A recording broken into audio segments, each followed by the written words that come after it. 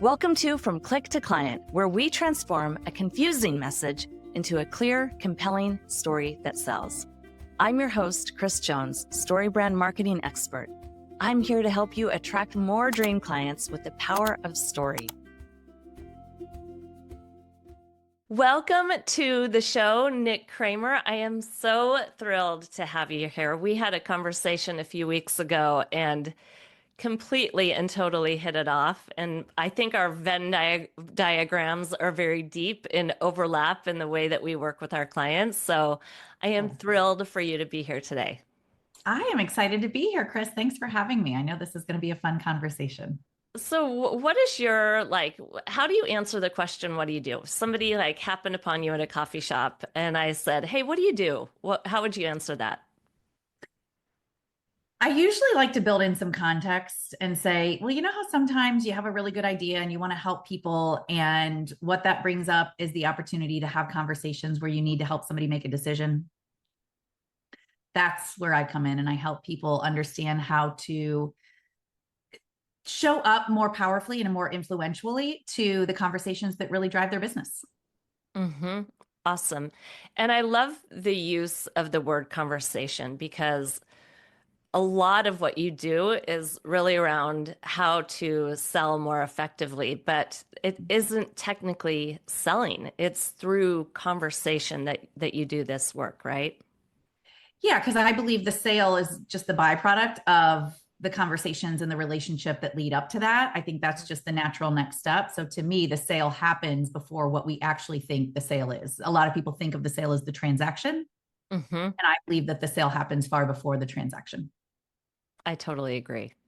So tell us a little bit about how you got here. Like, what were you doing prior to this and what led you to entrepreneurship? Well, I think like most people, we can look back and see that it wasn't necessarily a straight line. I was not designing this when I was 12 years old. But I think that's the beauty of life, right? It's going to take us in places that maybe we wouldn't have planned for ourselves. And so I look back and I'm very grateful that I am where I am. I started as a high school teacher. And after going to college and playing basketball in college, I was like, okay, I'll be a teacher and I'll teach math because I like numbers. And I did that for 15 years. Mm-hmm. And there was a part of that competitive basketball player in me that just wanted some kind of challenge, right? So after 15 years, it was great and it was wonderful being a teacher. I wanted to challenge myself. And I had a lot of friends that were in sales. It sounded like a game. And I was like, sign me up. Like, if I win this game, I can win lots of money. Like, that's what sales is. Okay. And I very quickly, once I did take a job in sales, found myself feeling salesy, feeling pushy, feeling just uncomfortable with how I was being asked to do it or expected to do it. And I thought there's got to be a better way. And if I were to go back to the very first sales job interview that I had, I was nervous because all I had on my resume was teacher. Mm-hmm. I was so worried that the guy interviewing me was going to say that, hey, you know, you're great, but you're just a teacher. You don't have experience. And it turns out he said exactly that. Mm-hmm. Mm-hmm. So I got to the end of the interview. He said, listen, I'm pleasantly surprised. You've done a great job. You really knocked it out of the park. However, I'm going to have a hard time hiring you over the 89 internal people who want this position. Your resume just says teacher. You've never sold anything. And in that moment, I was like, crap. And what came through next changed everything about how I see sales. I said, well, I've been selling math to high school teenagers for 15 years and nobody wanted to buy that. I love it. I love it. Mic drop moment, right? For probably him and for me. Like, right. And little did I know in that moment, it was a mic drop moment, because I'm like, oh, I'm on to the next round. Because what he said, he goes, that's good. That's a good point. That's good. Will you go on a ride along with one of my guys? And I was like, yeah. And so I'm thinking, yes, I got on to the next round. But what it really taught me and still teaches me, and what I share all the time with my clients, is that's what sales is. It's not the transaction. It's the relationship. It's the rapport that we're building. None of those kids were walking in with credit cards paying me to teach them math. Mm-hmm. They wouldn't have. Mm-hmm. However, I had to help them make a decision to get what they ultimately wanted, which was freedom, which was, you know, something outside of high school that they had their sights set on. But in order to get there, they had to pass a math class. And so I believe that as salespeople, we're really just professional mind maker uppers. Or professional mind maker uppers. Oh, Professional mind maker uppers. I I think that's love what we it. are. Right, right, Yeah. right. Yeah. We're helping Really? somebody make up their mind to do something that they want or need to do to get to where they really want to be. And I think that's all we're really ever doing. We're not selling somebody something, we're not convincing them, we're helping them step into the belief that what they want is possible and helping them get there. And really overcoming those internal mindset blocks or beliefs that they have around why they can't do this, like what's keeping them from doing that, and overcoming those hurdles. Again, if it's the right thing for them to be doing, we just want to hold their hand or gently put our hand on their back and be like, you can do this. If you want, if you want the end result here, you can do this. Right. Wow. Yeah, Yeah. that's really beautiful. And so what happened when you showed up? You got hired. You went on the ride with one of the seasoned sales Yep. professionals. You showed up on your first day of the job, and what was that environment like for you? Well, I was very excited to be there because I'd taken a big step to do something. I switched careers after 15 years. That was a really big deal and had really no idea if I was going to be any good at it or not, but was excited to try something new and challenge myself. So I walk in on day one and I sit down with this group of sales veterans who are, my new sales team. And they were like, "Why did you leave teaching to come here?" And I put on my biggest Pollyanna smile and I said, "Because I want to be number one in the nation." And that definitely got me laughed out of the room. Like that was Yeah. just ridiculous for me to walk in and say that. And the guy next to me goes, "Do you know how hard that is?" And I said, "No. Have you ever done it?" And he said, "No." He said, "It's a really big deal." And I was like, "Okay, well, where there's a will, there's a way." And so I felt a little silly in that moment because I could feel everybody looking at me like, okay, it's like you walk into your first day of a script read as an actor and you're like, "I'm going to win an Oscar for this role." Like Right. it's a Kind little of, audacious. yeah. Yeah. Yeah. Or back to basketball. It's like being a great high school athlete in basketball and being like, I'm gonna make it to the NBA. I mean, it's a Right. long shot, right? It's Right. kind of, For sure. yeah, Yeah, for sure. So yeah, it was definitely what I tell people is like, I think I was just oblivious enough to not know how hard it should be. And so of course it was hard and it was challenging and there were tears and there were things that, like so I did become number one. However, I just think that it was on my side that I didn't know how hard it would be, mm-hmm, if that makes sense. mm-hmm, 100%. I feel that way around parenting. Like, I have a 7-year-old boy, and in hindsight, I'm like, had I known how difficult this is going to be, I don't know if I would have done it, but wouldn't change it for the world. Glad I did it. Really glad I didn't know how hard it was going to be. Yeah. So, That's um, a that's a great point. It's like if looking back, had I known it was going to be that hard, I don't think that would have been my goal. I don't think I would have been excited about it at all. right, right, right. And so what happened after that? Like, how did you make it to number one? So, it's interesting because it was my goal. I said I wanted to be number one in the nation. And to be honest, it was like my goal because I knew people, like one of them was a guy that I had dated that was number one in the nation in his company. That's all I knew is that it sounded cool because I knew people that had done it in their companies. Right. I had no idea how to do it, how to make it happen. Like we said, how hard it would be. Um, I really got specific and focused on where were the opportunity. I mean, at first it was like, let me just get in the mix. Let me just get messy with it. Let me just start trying some things out. And Yeah. then as I got a little bit more specific about where I was going to be able to best serve my customers, I saw opportunities that if I focused on those, that those were going to be like higher opportunity, better chances for me. And so I just got really specific on where I wanted to focus. Even though I worked for a company and I had a certain target and a certain goal, I knew the type of customer that I really wanted to go after. And the more I got focused on that, the more those opportunities started appearing. And Mhm. before I knew it, I had landed a very, very huge customer. Mhm. And I started the entire fiscal year off as the number one salesperson. So, like from day one, I had such a giant account that was where I started the year. So it was pretty incredible. And then that definitely built in the opportunity for me to see and do more of that same, that same type of work with other customers. And then I became known for that thing. Mm-hmm. And more customers then were coming to me saying, hey, we want that same thing. And Mm-hmm. so I think this is just a perfect example of, like, in sales, when we get really specific about what we're good at and what we help people best with, call it niching down, calling whatever you want, we become known for that.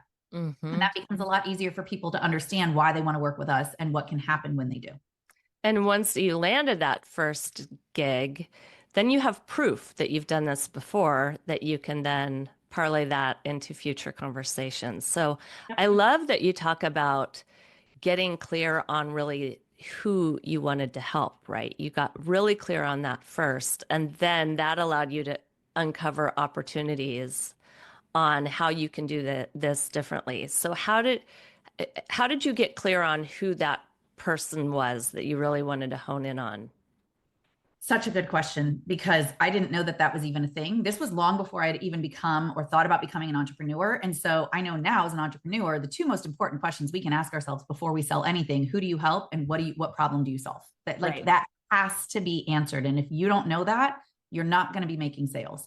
Right. I was still so new that, fortunately, I had the veteran sales team that one of them came into one of our sales meetings once with an opportunity that I didn't know was available to us. And it was a really lucrative opportunity. And so he shared he had gotten this new account that had this extra feature to it. And so that's how I got super specific, because so our goal was $10,000 a month in new sales, or 12,000, maybe right around there. Anyways, point being, he walked into our sales meeting with one account that was worth $10,000. And here's me trying to get these accounts that are like $1,000 and $2,000. And he Right. walks in and it's like, yeah, I got this account and they paid. And I was like, what is that account? And what did you do? And what kind of service did you deliver? Right. And when I realized that I could get one account that would cover my entire monthly target, I was like, okay, where can I find more of those? So that's really what stood out to me. It was like, how can I work harder, not smarter? Right. That was really it. It wasn't as specific as, who do I want to help and what problem do I solve? Then it became that. Then it was like, oh, I want to help the people who need that service. And the Right. problem that I solve is convenience, frustration, overwhelm, whatever it is that they're dealing with that Mm-hmm. requires them to need that. Mm-hmm. So that's really what it was. Somebody showed me an Yeah. example and I went, wait, I can work smarter, not harder, if I do that. Mm-hmm. Mm-hmm. Donald Miller told me a story about when he started doing public speaking, and he would charge 5 grand for every appearance. Every gig that he got was 5 grand.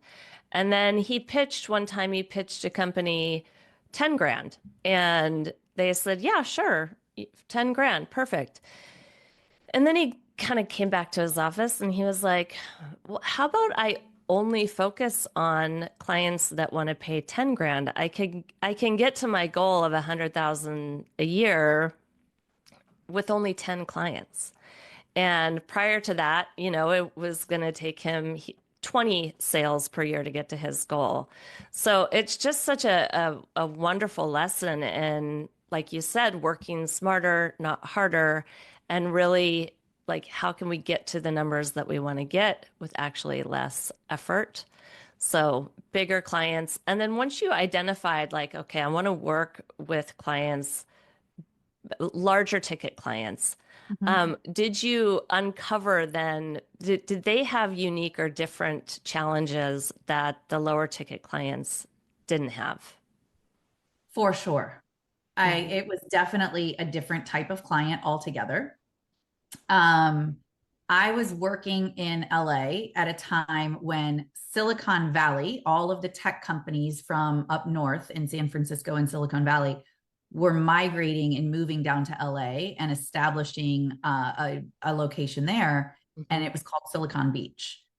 And Mhm. so I saw that as my opportunity, because I knew that those customers needed the thing that I was really good at, which basically what I was really good at and what became the expert in was grab and go services for break rooms. Mm. I sold coffee to offices, which meant I sold, coffee services. We put in the coffee brewer, we delivered the coffee every single month or every week or whatever. But when these customers needed extra things besides just coffee and essentials, Hmm. snacks and food, that's the higher ticket item. And when I saw all of these companies migrating down, I was like, okay, they all want what I know they have up in San Francisco. And that was the thing that I became the expert in, became known for, and not just known for the actual service of grab and go, but my ability. So I established partnerships with vendors who could bring in the types of snacks, the healthy snacks, the Hmm. specific snacks that I knew my higher ticket customers were wanting and were looking for. Hmm. And so I made my job even easier by, again, conversations and establishing the right relationships with the right people, because it wasn't just me. It was never just me. It's never just any of us, Right. right? It's always other people involved that are helping us do what we're doing. What are those relationships? How can we strengthen those so that our job becomes even easier? So I Mhm. became really close with all of my coffee vendors. I became close with the food vendors that could help me pull in the right products. And Mhm. then I was the person that was really valuable to the people who wanted those types of things in their break room, because I could pull all the strings, make it happen for them, and they didn't Right. have to lift a finger. Right. Right. So you reduce the time, the legwork, the overwhelm, the just all the coordination of that, which is such a gift to them. Tell me, how did you communicate to them the benefit of that? So beyond just the headache of coordinating all that, like the downstream benefit, meaning what else were they excited about? And how did you communicate to that to them? So like, for example, was it happier employees? Mhm. What were some of the other things that you shared? Like, this Yeah. is what's possible for you. For sure. I mean, happier employees, higher retention, like the benefits that we could talk to were great. Hmm. What I did, and what I would encourage anybody to do in a sales conversation, is find out why it's not okay for them to stay where they are, to keep doing what they're doing. Like, sure, everybody wants, a way to attract top employees. So, like, if you're Facebook and you're coming down from Silicon Valley to Silicon Beach, you're establishing, a location there. You want to hire people that are the best of the best, right? How do you incentivize them? With different bonuses and benefits that you want. And the break room could be a big part of that. So having a fully stocked break room, having the best coffee, yes. And what happens if you don't get that top talent? Hmm. Hmm. What happens if you keep serving the same coffee that you're serving?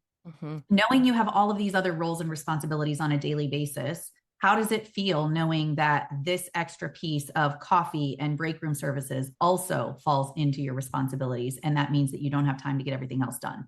So it's like, let's destroy the option of no Hmm. before we try to start moving somebody into something that may very well just look aspirational to them. It looks like a nice to have if we haven't first helped them realize that they don't want to be where they are.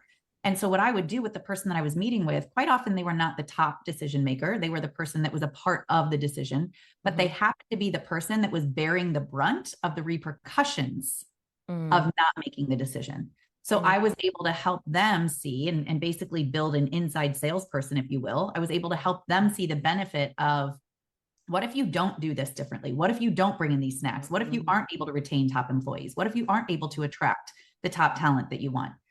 And when we were able to see the consequences very clearly to not making the decision, Right. now they have motivation to make the decision, not just because it looks nice, but because being where they are, they've realized this isn't going to work. We need top talent. We need to keep the people that are top on our team, right? We want people Right. that uh, you know, converge in the break room and get to know each other. We want to establish culture that feels really good. Why? Because we know what it feels like when culture doesn't feel good, when we don't have good coffee, when we don't have happy employees. So Right. we've got to visit there before we try to take Um, them anywhere else that looks good. One of the most important parts of the story brand framework is stakes, right? What is going to happen if you do nothing? If you don't do anything, you're going to keep getting the same results that you want. And this is kind of, stakes are really the tension between success that's possible and the failure that's also possible. Stakes are the reason when we go into a movie, we sit down and we don't look at our phone for 90 minutes. We are fully engaged because we want to find out if the hero is going to succeed or if they're going to fail. And whether it's on your website or in a sales conversation, we are likely to click on the call to action or say yes on a sales call if we know it's going to bring us success. We're even more likely to say yes if we know it's going to help us avoid failure. And you've just totally hit the nail on the head with that one. You're really gently, I really do think of this as you are the guide, right? And you are gently putting your hand on their back. You're not being doomsday. You're not, being negative, but you're gently putting your hand on their back and saying, if you don't do anything, failure is possible. And here's what that looks like. And here's how I can help you avoid that failure. Does that resonate with you? Yep. Yeah, 100%. I mean, I think that's, if we don't ask, then who are we really? Do we really care about helping people? Like, they have the right to refuse. And right. it's not personal, by the way. We've got to get over that. And I'll raise my hand. I'm there. I've definitely taken it personal. I don't do this work because I've always figured it out and been perfect at it. I do Right. this work because I've been all over the place and I've learned a lot. And I know that objections or any kind of rejection, it's not personal.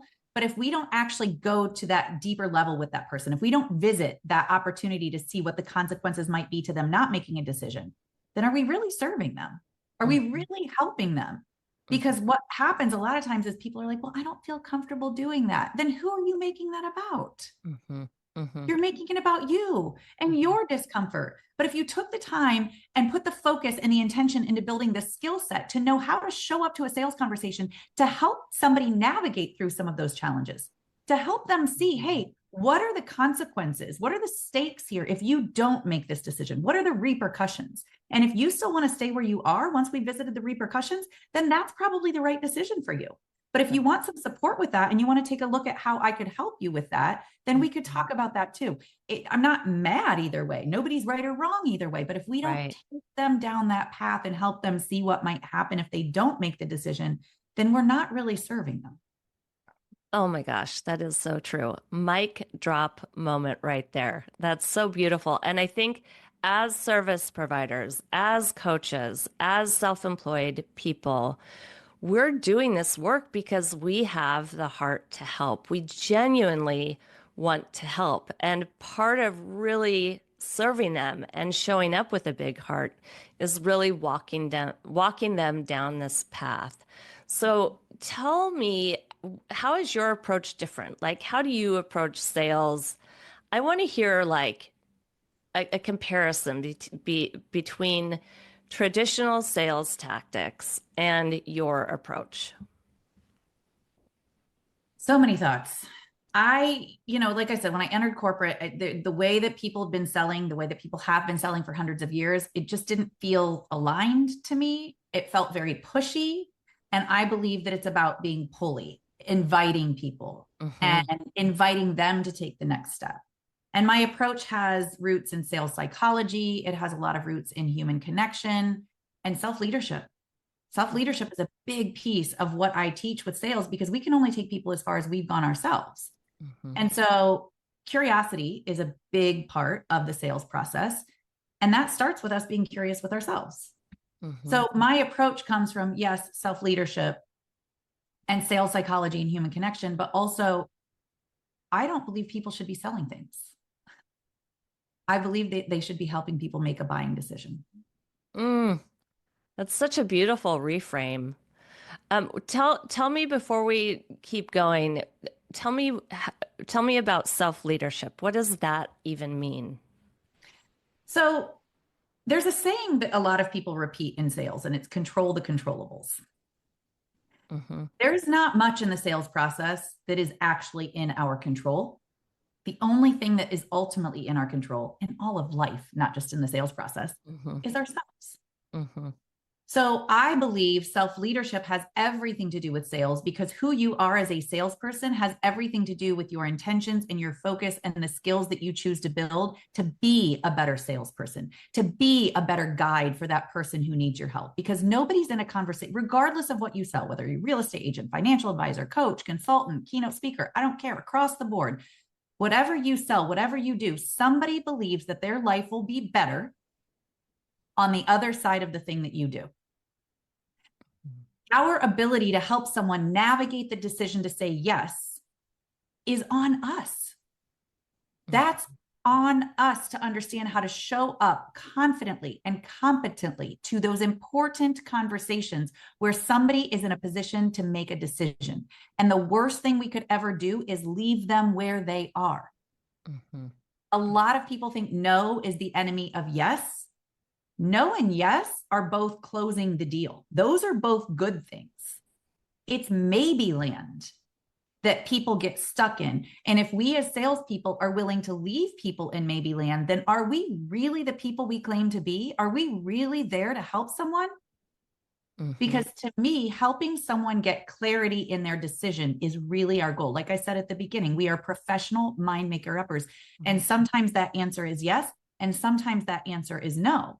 Mm-hmm. But if we leave somebody in maybe land, we've left them the same place they were when the conversation started. So I believe a yes and a no are equally as good.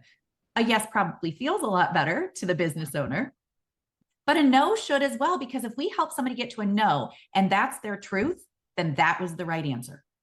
Mm-hmm. If we help somebody get to a yes and that is their truth, then that's the right answer. If we help somebody get to a yes and they meant no, If we help somebody get to a no and they really wanted to say yes, So to me, it's about how do we stay out of maybe land and how do we help someone arrive at the thing that is truest for them, the decision of clarity that is truest for them.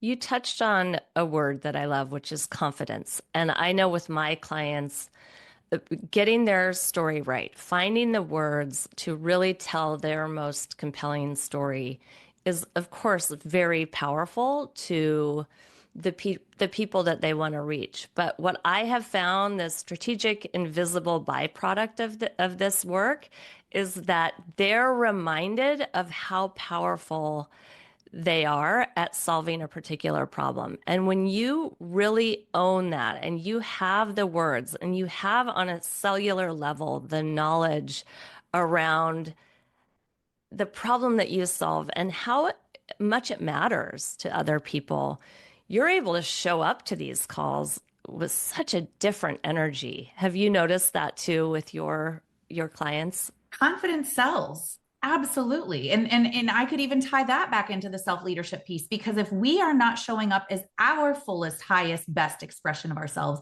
how could we possibly lead someone else to that? And that includes looking at holistically who we are and how we show up in this world. And when I say holistically, yes, that means what are you eating? What are you fueling your body with? How are you moving your body? How are you taking care of your physical vessel so that you can show up in all areas of your life as the best version of you? And this isn't about perfection. This isn't about, being like the best of it's literally about how am I on a daily basis leading myself so that on any given day, I am making the best decisions for myself. Because if I can't make the best decisions for myself, how can I help somebody else make the best decisions for themselves? I love confidence is a big piece of that. And when we are taking good care of ourselves, we are feeling more confident. And that confidence is truly what somebody sees. And here's the thing, and I know you know this, Kris. People see a better version of themselves in us, in how we show up for them, in who we are for them. And they want to buy a better version of themselves. And I don't care whatever it is that you sell. Again, you could be a real estate agent. You are helping somebody move towards a dream or some realization of a life that they desire, and they see you as being the vessel or the guide in helping them get there. So we know at all times that our role is to help somebody see what's possible for them by showing up in the best expression of ourselves. Oh, wow. That's really beautiful, because, so often we talk about the transformation that we can provide for them. Like they do want to become whatever that aspirational identity is that they're looking for. And they know we can solve a problem that will help them get to that point.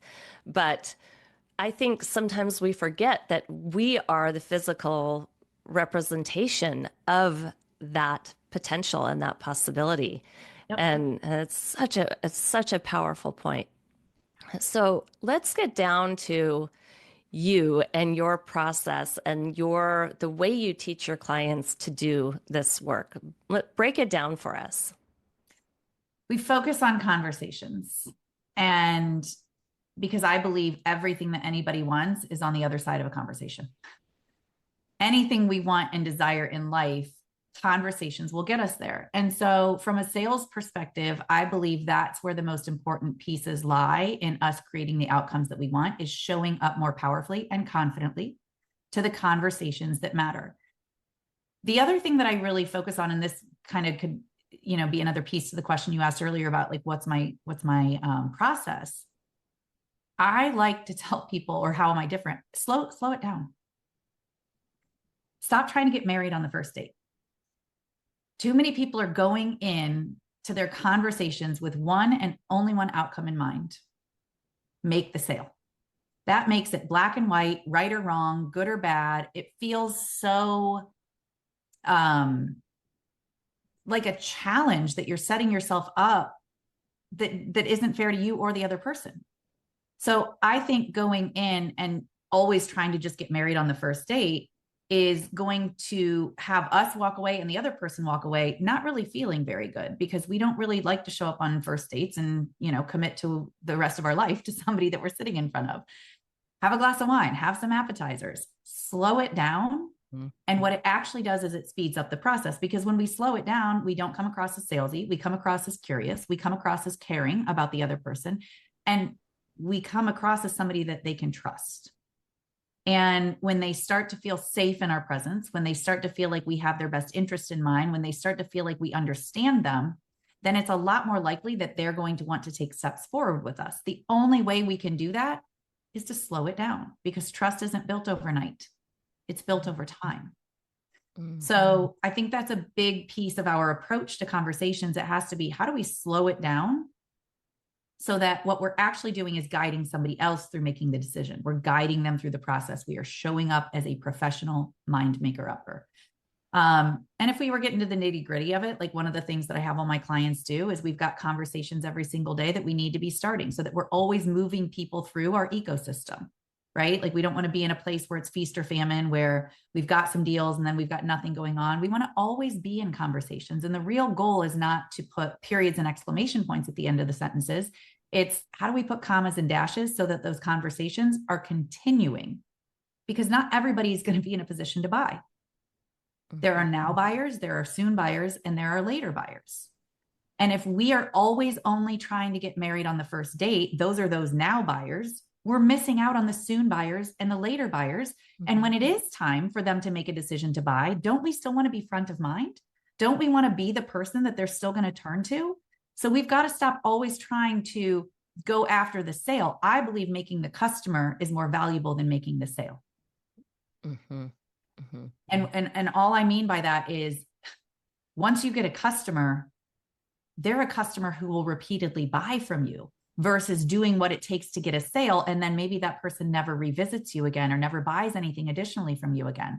So it's really about, how do we slow it down? How do we show the other person that we know them? How do we build the rapport so that what we're actually doing is building a relationship with somebody who sees value in what we can do, because we've helped them recognize what they want and how they want to do it. Hmm. So on a tangible level, how do you slow things down? Like if someone's listening today and they're like, okay, I'm on board, like I want to slow things down. How do I do that? Let me think of a specific example, because I think that usually helps. Let's say that somebody is in a sales conversation, and I'll give an example. I had a company recently who wanted to hire me to do a 12-month sales training program. And sure, it would have been cool to be like, hey, let's land that deal right now. Like, let's capture the whole thing. But that's a big commitment. That's a big chunk. And how do I know that I want to be working with them for 12 months? Right. How do they know they want to be working with me for 12 months? And so I thought, okay, what's a way that I could design a meaningful next step for us to take together that will give some immediate value, that will allow me to get to know them better, them to get to know me better. We can establish some buy-in, and it will still deliver some quick wins, because anything I present is still going to be valuable. And so what I presented is my version of, let's slow this down and let's start with this. Let's do this piece. And then that will give us further direction on what's going to make sense moving forward and make sure that we all have buy-in from the key stakeholders, that we all feel like this is the right fit moving forward for a longer term engagement. That was an easier yes for them. It builds the foundation for any future work that we do, and it allows both of us to say, hey, is this right for us? Is this right to keep moving forward? And if, we were to look at it from, like, let's say a coach perspective, because I work with a lot of coaches. If you've got somebody, let's say you have a signature program and you've got somebody who's interested in your 6-month signature program, and they're like, okay, I really want to do this. I need to talk to my husband, or, it feels like a big commitment for 6 months. And well, what if you had something that was a little bit more bite size that would give them an experience of trying before they buy, if you will? Now, obviously they can, it's still a paid product. They're going to pay you for it. But maybe you've got, instead of the 6-month signature program, a 90-minute intensive. You can dial it down to one specific thing that you can work on in those 90 minutes together. You can deliver some quick wins, because of course you can in 90 minutes. If you're super focused on something, you're going to help them create a quick win, create some feeling of value. And then they will come back for more if they really felt connected and they really got the value from it. Mm-hmm. And you can do all kinds of, we don't want to get too tactical here, but you could do all kinds of different things to incentivize them to keep moving.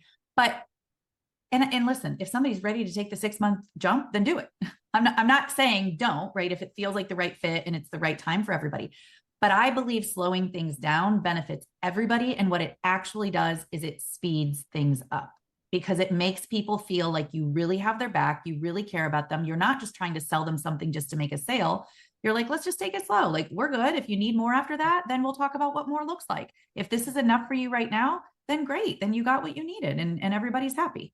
Right. And I think that that's what it is. It's not about selling them what we want. It's selling them what is best in the moment, and will help continue that relationship so that they can get what they need. And if it's longer term, then you'll talk about longer term and what that looks like.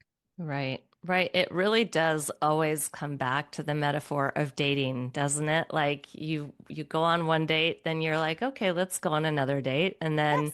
eventually you're like, let's not date anybody else. Let's just date each other. Yes. And I think it's such a kind way to kind of show up with that helpful heart. You genuinely want to help. And so you don't have to dive into the big ticket item yet. Let's make everyone feel safe. And you're right, trust is built over time. So if you can help them in that 90-minute intensive solve some significant problems, not the hugest problems, right? But they get to, on a body level, they get to experience the they get to experience what it's like for you to help them solve a mini problem. So then they very easily can then commit, if they're comfortable, to a more macro problem.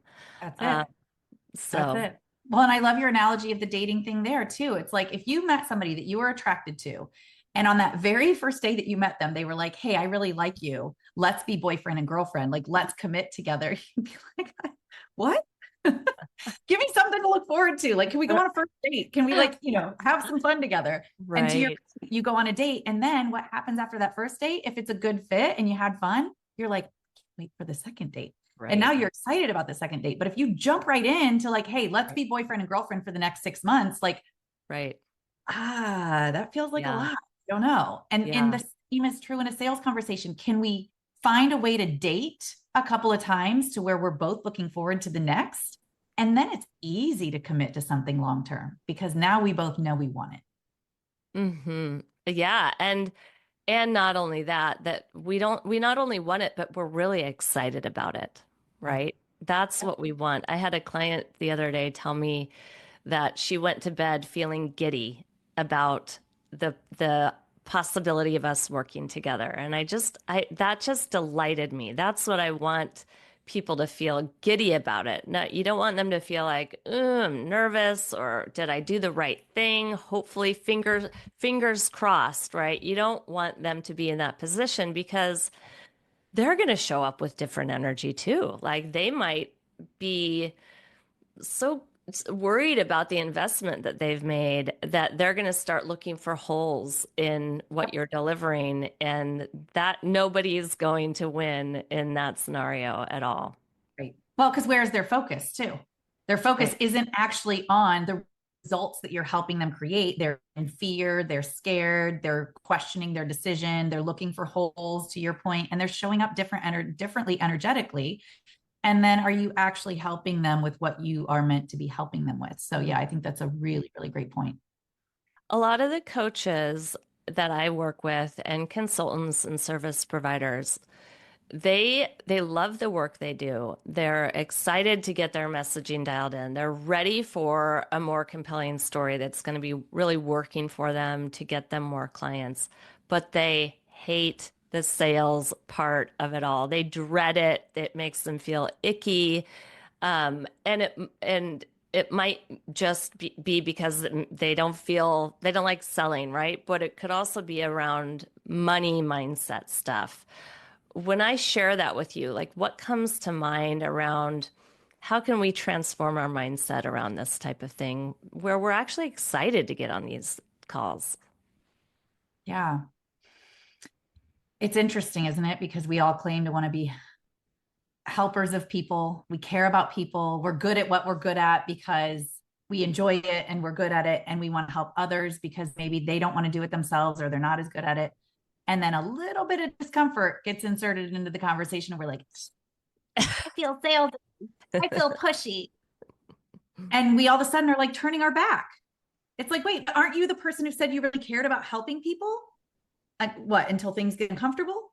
And then because it's uncomfortable for you, you're going to like turn the other way. To me, it's like, if we really care about helping people, selling really is serving. And if we're not wanting to do it because it feels uncomfortable to us, then who are we making it about?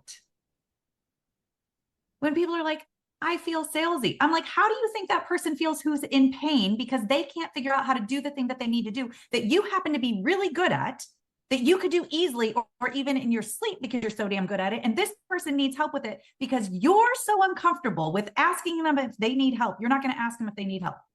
And usually, to your point, Kris, it comes down to there's some discomfort around money because people are like, well, I would help people for free. Therein is our answer to what the hurdle is. There's a money wonkiness there. And listen, money's the biggest story on the planet. We all have our own wonky relationships and, in ways with it. But let's not let that be the reason that gets in the way of us helping people. And for the people who are like, well, I don't like taking people's money, then stop freaking taking their money. What do you mean taking their money? You're not giving them anything in return? There's nothing that you're showing up energetically exchanging for the exchange of their money. So they're giving you money for what? Because you're a con artist? Like what, and people are like, no, I have to. Then start seeing it like that. Then start seeing it like that. And for the people that it's not valuable for, quit begging for their validation. I think we get so caught up in not worrying about finding the right people. We're worrying about finding everybody and anybody because we've got lack and scarcity in our mindset. And the second that somebody tells us that they can't afford it, we make it about us. We make it wrong. We make it this thing that like, oh, it feels uncomfortable asking. What if they're just not the right person? Because if somebody right now came to me, they were like, hey, I've got this $2,000 ticket to a NASCAR race. Do you want it? I'd be like, no, I don't even think I'd take it for free. I wouldn't, not only would I not pay you $2,000 for it, I'm pretty darn sure I wouldn't take it for free unless John Mayer was sitting right next to me at the NASCAR race. I don't think that there's any value in that ticket for me. But there's plenty of people who would probably pay $6,000 for it, depending on the Right. race. I don't know enough Right. about NASCAR to tell you what the races are, but that doesn't mean that that ticket isn't valuable. It just means I'm not the right person for the ticket. And I think we get too caught up in believing the wrong people for our stuff, what they're telling us about our stuff. We're believing feedback from people who it isn't actually even valuable for, instead of saying so hyper focused on the people that, and this goes back to our original conversation, Kris, who do you help and what problem do you solve for them? Because if you're trying to help everybody with everything, you're helping nobody with anything. And if anybody's questioning that right now, let me ask you a question. If you are in the kitchen and you are cooking something and you need to open up a can, what tool are you looking for? The can opener. The can opener. What are you not looking for? The Swiss Army knife. Oh, You're not that's good. because it doesn't stick in your mind that, ooh, a Swiss Army knife would be good. Could it do the job? Sure. But don't we want the thing that does the job the best?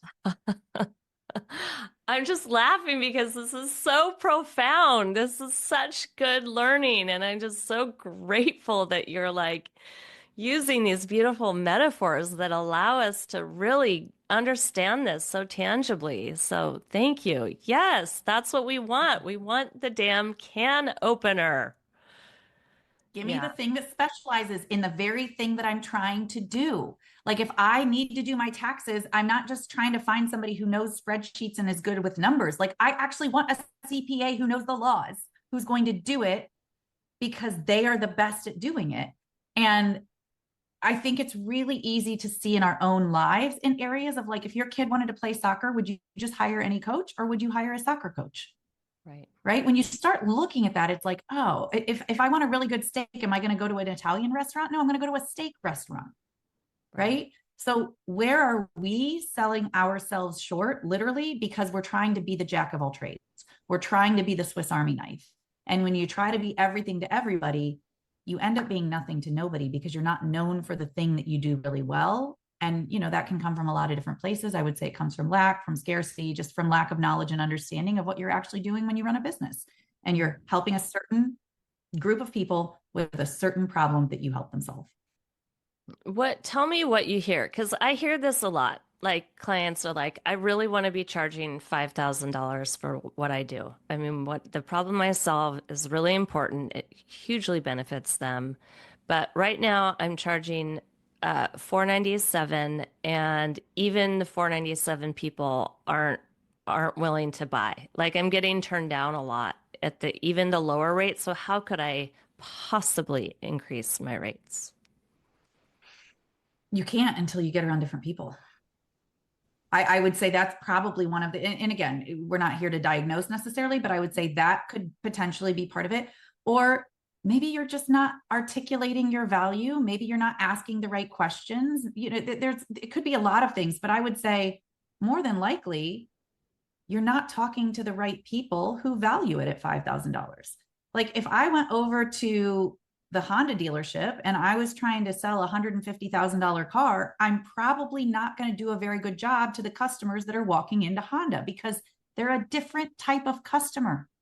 They're not wrong. They're not bad. They're not poor. There's nothing, but they are looking for a different type of solution, probably more practicality and functionality than maybe what a $150,000 Mercedes might be. Mm-hmm. That doesn't mean the Mercedes isn't valuable. It doesn't mean that there aren't plenty of people paying full price for Mercedes, because they are. So if you're shopping around something to people who are looking in a very different way at a solution, and your solution maybe is higher touch, higher value, then are you talking to the right people? That would be my first question. Do you know who the people that you serve are and what problem you help them with? Because the majority of the time, the people who want to sell a $5,000 product and are selling it or not selling it for $497 still have not gotten complete clarity on who they help and how they help them. So let's get a little bit more tangible here for a minute. When you get on a call with a potential client, or how do you coach your clients when they get on a call?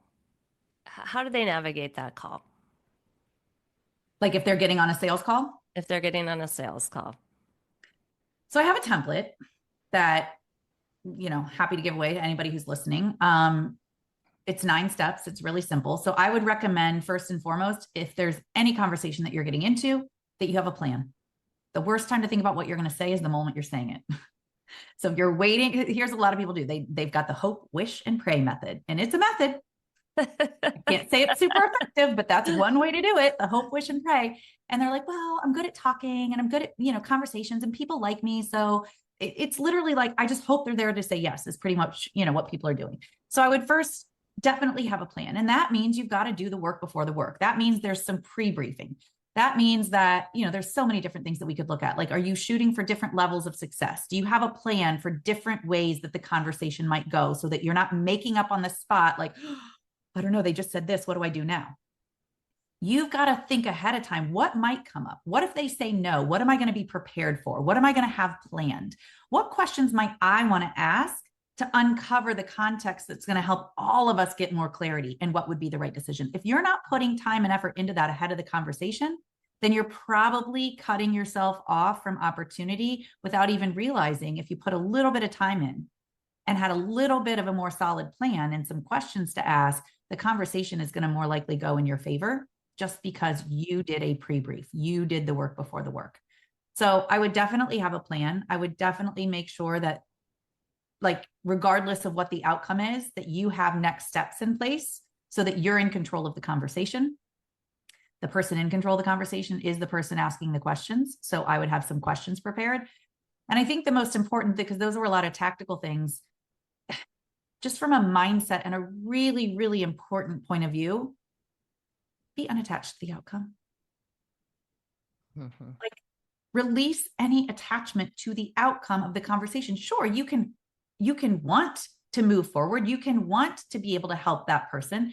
But what the only outcome that I think we should ever attach to is reaching the point of the highest and best good for everybody on the conversation.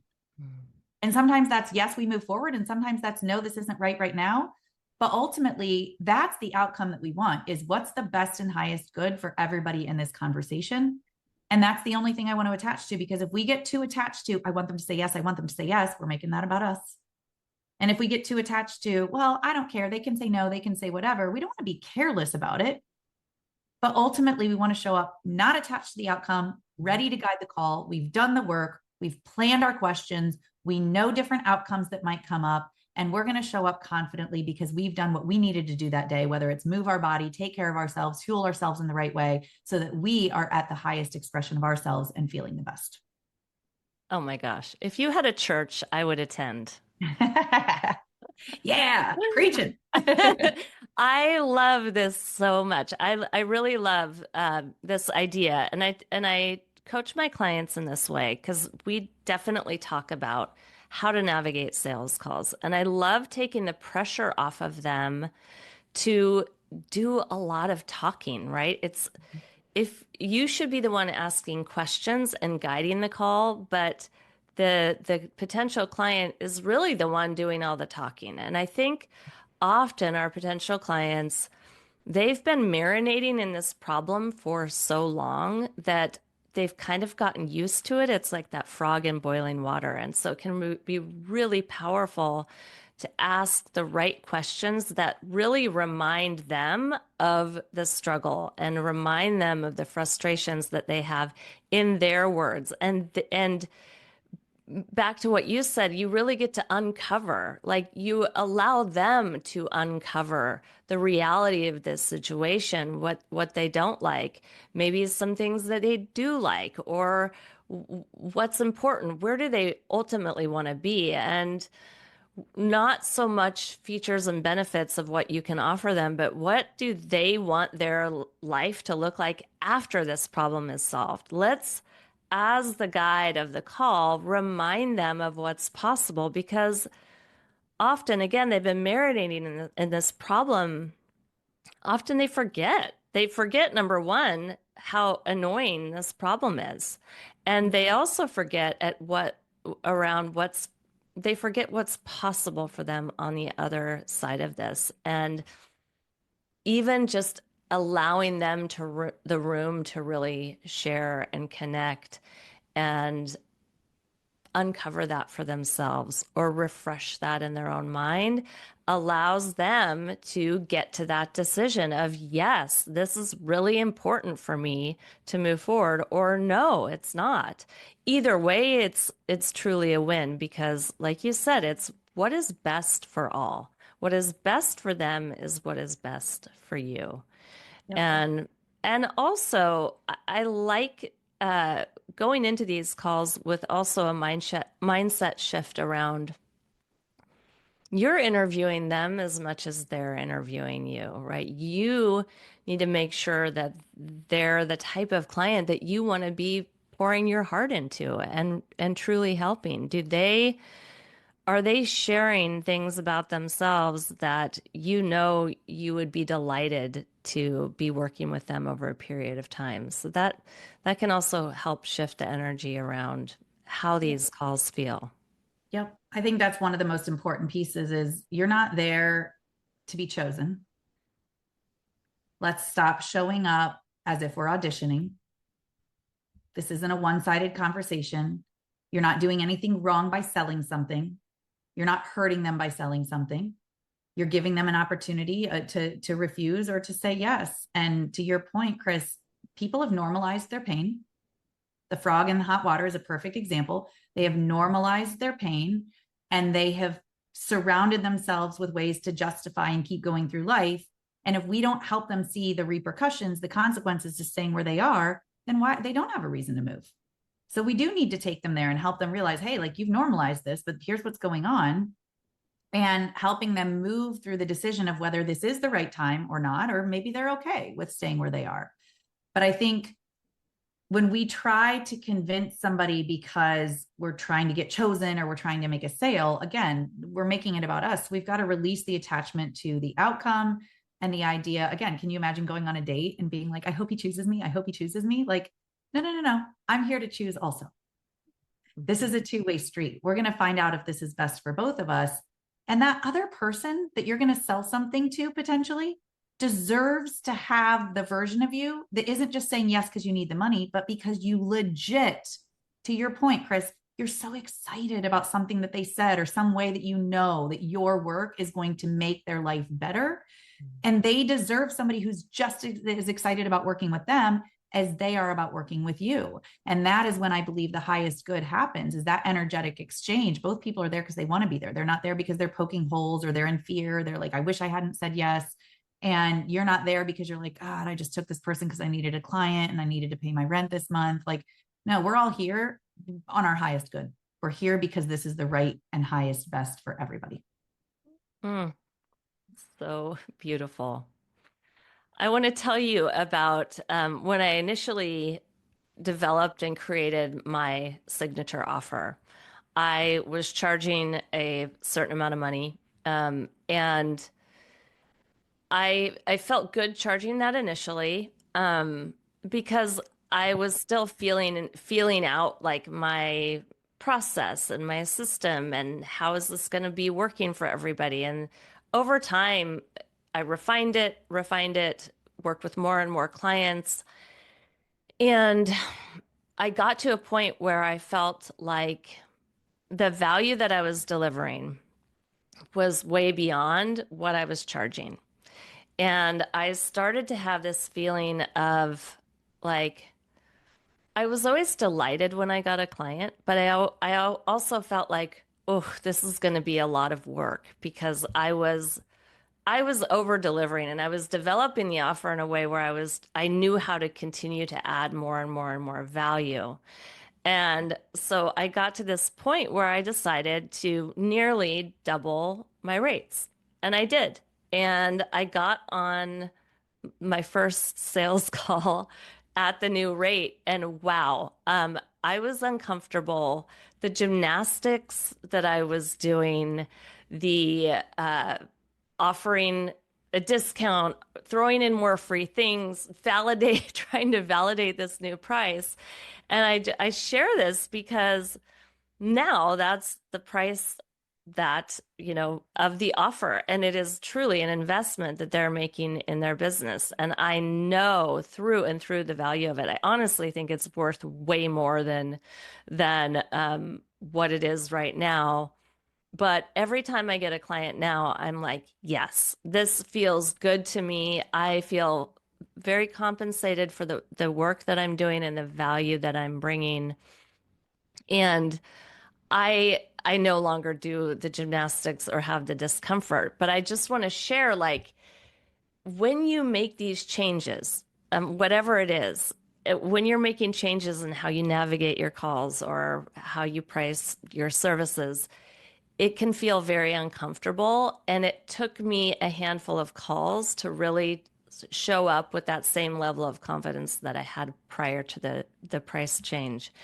And so I just share that because it's messy no matter who you are. And there's like this, when you stretch out of your comfort zone, it's always going to feel a little funky. And that's totally okay. You can keep going, keep going. And just know eventually 3 or 4 more calls and you're going to be fine. Yep. That's such a good point that you bring up. It's uncomfortable, it's wonky. I would definitely encourage people to get some practice so that there's like low risk, high reward opportunities. Like even now, I mean, I'm a sales coach. I teach people this. If I have a big conversation coming up, I have my friend, she and I do this for each other. Hey, when do you have time this week to do some role play? And you better believe I go through the entire conversation and she plays the part of the other person. And then I do the same for her. Why would we leave it to chance in any other way? Like there wasn't a time as a basketball player that I did not have a practice or a scrimmage or something else before the game so that I knew for a fact I was prepared. I had put myself to the test in so many different ways leading up to the game. Why are we not doing that with our important conversations? So yeah, we want to make sure because especially when we're doing things like raising our prices, I remember years ago, I was selling, I really wanted to leave my corporate job. And so my coach helped me come up with this plan. And she was like, how many clients do you need to feel comfortable leaving? And I said 10. And she said, okay, then go get 10 clients. So I made this giant post-it note that said 10 clients to freedom. I had 10 blanks on it. And I sold my coaching packages for $2,500. I filled up 10 in like, I think a month. And because I was very determined, I was very focused. That's the power of getting really intentional about something, right? Specificity. Like I knew these were the 10 and it was attached to my freedom. That's why I wrote it that way. It was 10 clients to freedom. And I knew once I got those 10 clients that I would let myself leave my job and give my notice. And my mindset coach was like, okay, now that you got those 10, like if you just sold 10 packages at 2,500, it's time for you to up your rates. And I was like, what? But Like I just got really good at doing this. yeah. And then I did. And I sold 5 more immediately. And Wow. she said, okay, that's another sign. Like basically, she was kind of, as I was going through, she's like, that's another sign. It's supply and demand. It's basic business 101, right? Right. But energetically, I still had to build myself up each time I did that. And that happened over a course of 3 months. And I tripled my rates over those 3 months. But to your point, it was not easy. It was still uncomfortable. And fortunately, I had some momentum built, which I would say there's a lot to be said for building momentum, being very clear on who you serve, how you serve them, building community, giving people a place to belong, and then building up the excitement around it. And that doesn't mean that we still don't have to do our work. So here I was in the background building up my own ability to show up and say the new price, which felt very scary. And to your point, it was like, let me just like throw a bunch of extra bonuses in there because I'm going to prove that it's worth it. And Right. they don't know the difference from one price or another. It's just, here's my price, right? Regardless of whether we're throwing a million bonuses in there or not. So it is still a challenge, but that's part of the reason why this is a skill set that we have to continually work on. It's a muscle for sure. Mm-hmm. And I think one of the greatest points that you just made was the power of having a coach. I would never have increased my rates had I not been working with a Yep. coach. And you too, because we get comfortable there. We're like, this is fine. This is Yep. fine. Yeah. And Yep. people like it. Okay, but the coaching, like we have to have that when we're in our own business and we're trying to make changes. It's really hard when we don't have an outside guide or outside perspective. We're in that bottle trying to read the label that can only be read from outside. And that is the importance of having a coach and also having the reassurance and the validation that it's okay to charge Yep. more, that it's worth it. Yep. It's valuable. We just need that as humans, and I want that for every self-employed person on the planet. We all Totally. need coaches. So we are about to wrap up. And I wanted to end our conversation with a quick story about a client that you've worked with and where were they at when they came to you, and what did you change, and what kind of results did they get? Well, the one that popped in my mind was one that just happened last week. She's a private client of mine, and she has been through some of my workshops over the last like year and a half and decided to really do what we're talking about right now, get serious with herself, make an investment, and get out of her comfort zone. And she had had 6 months of just minimal sales and mostly dry spells. And we started working together about 4 weeks ago. Last week, she signed over 6 figures in contracts. Wow. Yeah. and in 1 week. And it wasn't by accident. She got very intentional. She's extremely coachable. She is very focused on what she knows, the areas that she knows that she has to improve. She does role play with me. She writes her scripts out. She's just gotten so specific and focused and intentional in the areas that she knows that she has improvement and opportunity. And it wasn't, I mean, she sent me a message and she was like, oh my gosh, Nicole, I just signed over 6 figures in contracts this week. And I said, well, tell me, what does it feel like? First of all, what are you doing to celebrate? And what is different? And she said, hiring a coach, just my energy, just in and of itself, investing in myself started to shift things in me.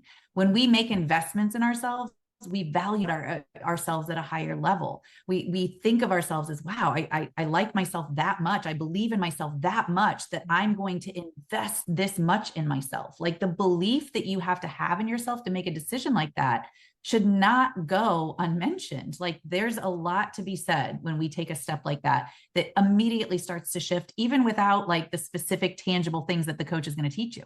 Just the act of making the investment and saying yes to yourself and saying yes to the support, especially as women, we tend to deny ourselves what we actually need.